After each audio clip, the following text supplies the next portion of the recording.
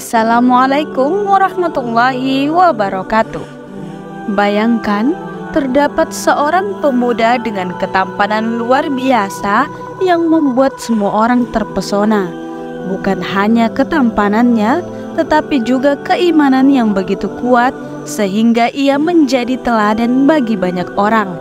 Di balik ketampanan dan kebijaksanaannya, tersimpan kisah cinta yang penuh godaan, pengkhianatan, dan pengampunan. Kisah ini melibatkan seorang wanita bangsawan yang begitu tergila-gila kepadanya hingga rela melakukan apapun untuk memilikinya. Namun, bagaimana nasib cinta yang penuh cobaan ini? Siapakah pemuda ini dan bagaimana ia menghadapi semua godaan dan fitnah yang menghampirinya? Simak video ini hingga selesai.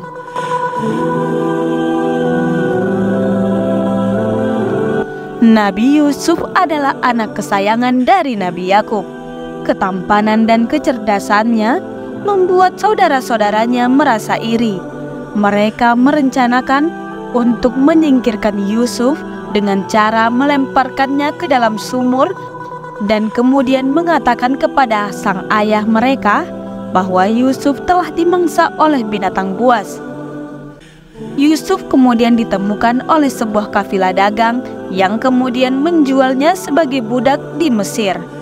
Di sana, nasib membawanya ke rumah Potifar, seorang pejabat tinggi di istana Mesir.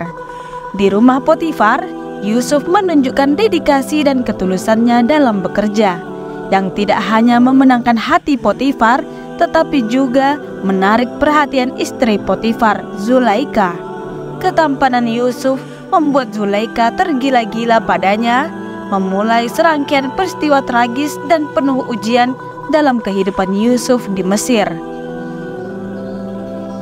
Zulaikha kemudian mengadakan sebuah pesta dan mengundang wanita-wanita terpandang di Mesir. Zulaikha mengadakan pesta tersebut dengan tujuan khusus untuk mengundang wanita-wanita terpandang Mesir dan memperlihatkan keindahan Yusuf kepada mereka.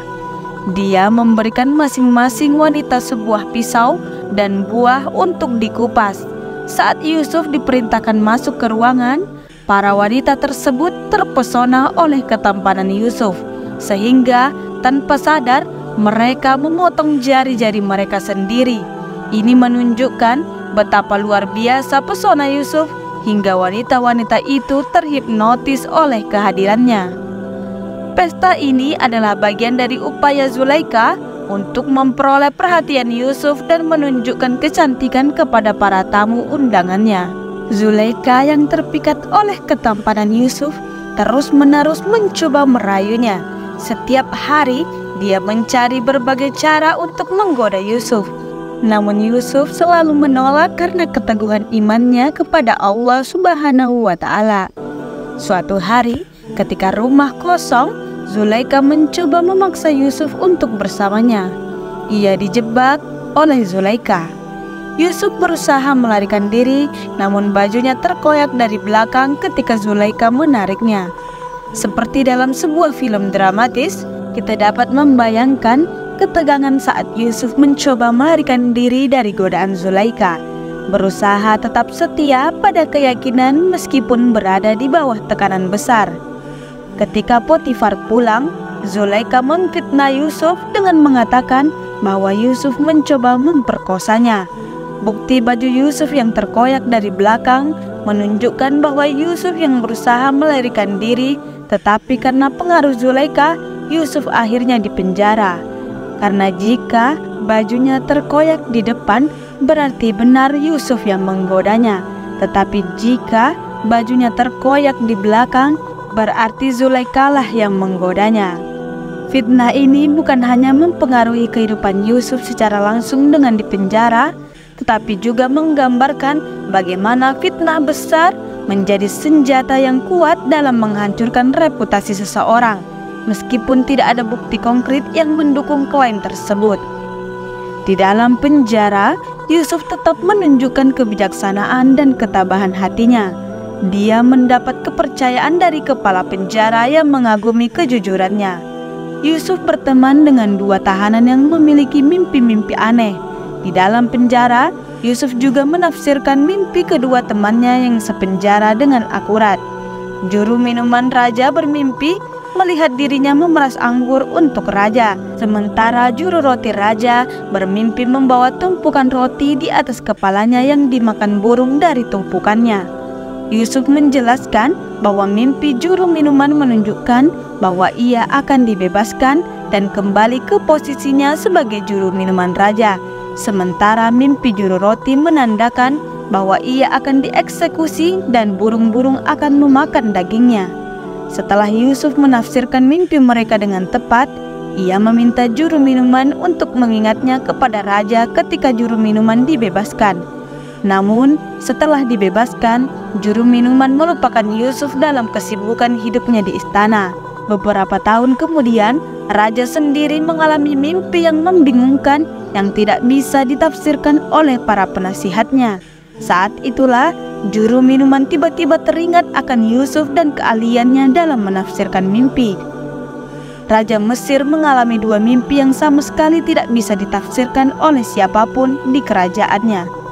Dalam mimpinya, raja melihat 7 sapi gemuk yang dimakan oleh 7 sapi kurus, dan 7 bulir gandum yang sehat diikuti oleh 7 bulir gandum yang kering dan layu.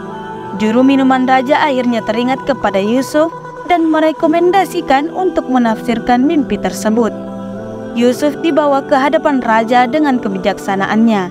Dia menafsirkan mimpi itu sebagai ramalan akan datangnya 7 tahun kelimpahan diikuti oleh 7 tahun kelaparan. Yusuf menyarankan raja untuk menyimpan sebagian hasil panen selama 7 tahun kelimpahan sebagai persiapan menghadapi masa kelaparan.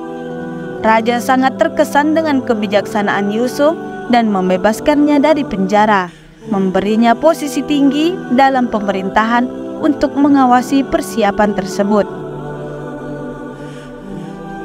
Tak lama kemudian, Zulaikha yang kini hidup dalam kemiskinan dan penyesalan mendengar kabar bahwa Yusuf kini menjadi salah satu pejabat tinggi Mesir. Ketika bertemu lagi, Zulaikha mengakui kesalahannya dan bertaubat. Dalam beberapa tradisi disebutkan bahwa Yusuf menunjukkan belas kasih dan memaafkan Zulaikha. Setelah bertahun-tahun, Zulaikha yang dulunya penuh dengan ambisi dan nafsu, kini berubah menjadi wanita yang penuh penyesalan dan kerendahan hati. Ketika dia mendengar kabar bahwa Yusuf kini menjadi salah satu pejabat tinggi Mesir, hatinya dipenuhi dengan campuran perasaan.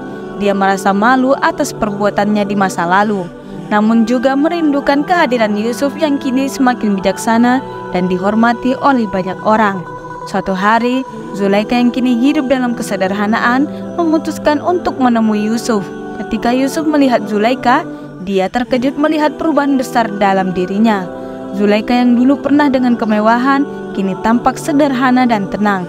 Dengan air mata mengalir, Zulaikha mengakui semua kesalahannya dan memohon ampunan dari Yusuf. Yusuf dengan hati yang penuh belas kasih mendengarkan setiap kata yang diucapkan oleh Zulaikha.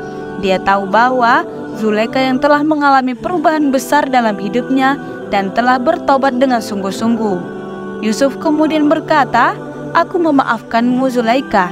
Allah Maha Pengampun dan Maha Penyayang, dan Dia mengampuni siapa saja yang bertobat dengan tulus."